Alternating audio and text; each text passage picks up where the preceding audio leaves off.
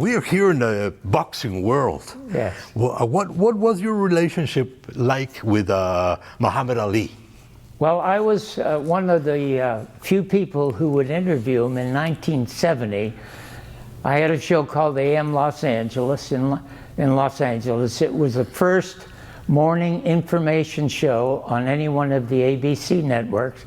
I was fortunate enough to become the host, and of course one of the people I wanted to interview was Muhammad Ali, because nobody else would talk to him except maybe Howard Cosell, the famous sportscaster, had him on all the time. And when I introduced him on my show, I introduced him with a short, funny poem, because Muhammad Ali always loved to talk in poem, talk in rhyme, okay? Soft as a butterfly and all that kind of stuff.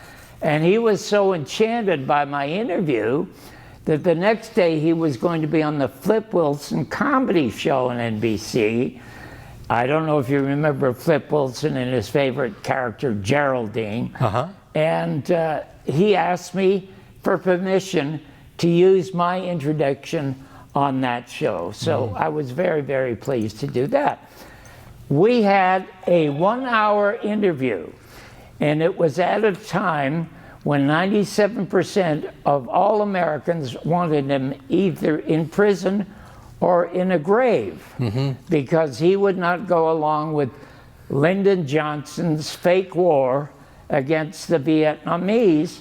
And he said very publicly, he said, I have nothing against the yellows in Vietnam. I have more against the whites here in this country. Now, history has proven him correct. And he has become one of the greatest idols in American history.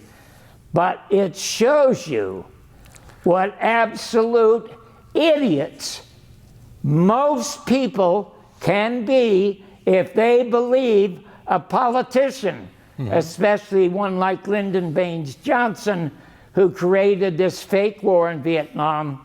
And it was a fake war that President John F. Kennedy tried to end.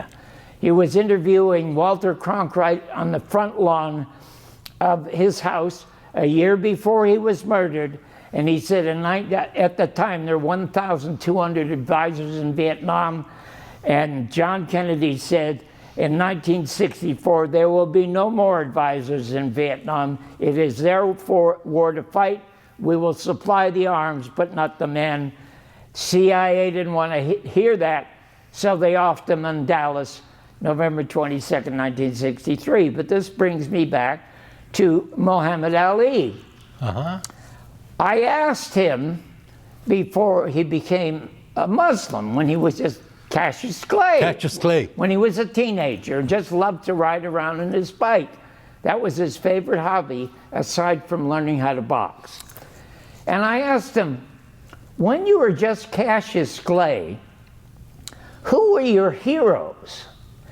Now, of course, I expected him to say maybe Jackie Robinson or Joey Lewis or Paul Robeson.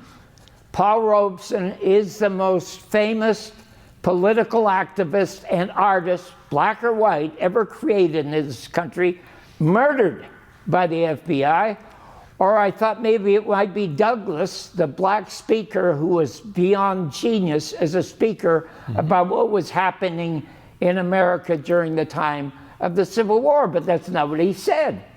Guess what he said? He said, my hero was Gorgeous George. And I said, what? Gorgeous George? Gorgeous George, isn't he that boxer that dresses up like the Pope? And he says, yeah. And I said, well, how on earth could you like a white guy that dresses like that everybody hates? And he says, that's the key. They hated him.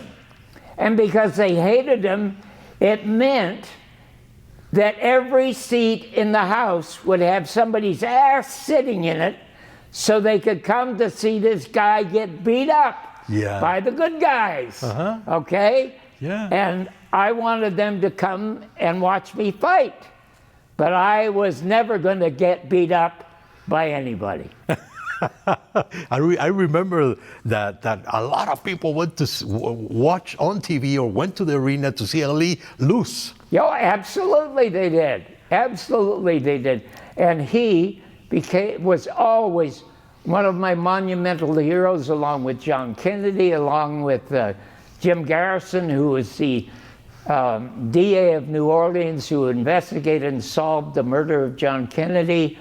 I only have a handful of heroes, and Muhammad Ali is certainly one of them. So I appreciate the fact that you wanted me to be here to tell this little story. No, I mean, the best recognized face in the world, Muhammad Ali. There was not a place in the whole world when anybody didn't know him.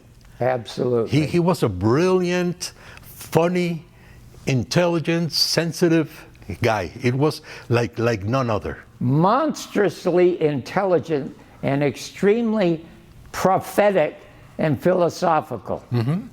He knew that someday he would be recognized for what he was and what he became, but he was enormously disappointed in the American public for being so stupid. Yeah. And this brings me to H.L. Mencken, who was one of the greatest wits in America in the early 30s. And he said, nobody ever went broke in the United States underestimating the intelligence of the American people. And it is being proven right now as we sit here in 2025. Yeah, and to I don't know how much you knew about his life, but because to interview somebody, you gotta have a background or know the person. No, you don't have to. All you have to do is be curious about them.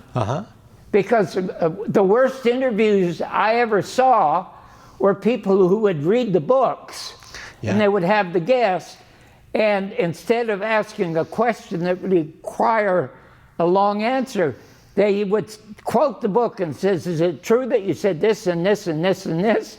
And the guest has to say yes or no.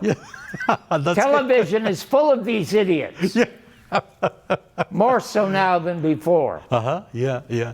It's and you know we've been fortunate enough to meet Neil Leifer, the photographer of Ali, and he has also shared stories about him through his camera. Well, if you want two things, if you want to read the greatest book ever written about anybody in show business, you get my autobiography. It's called Your Mother's Not a Virgin.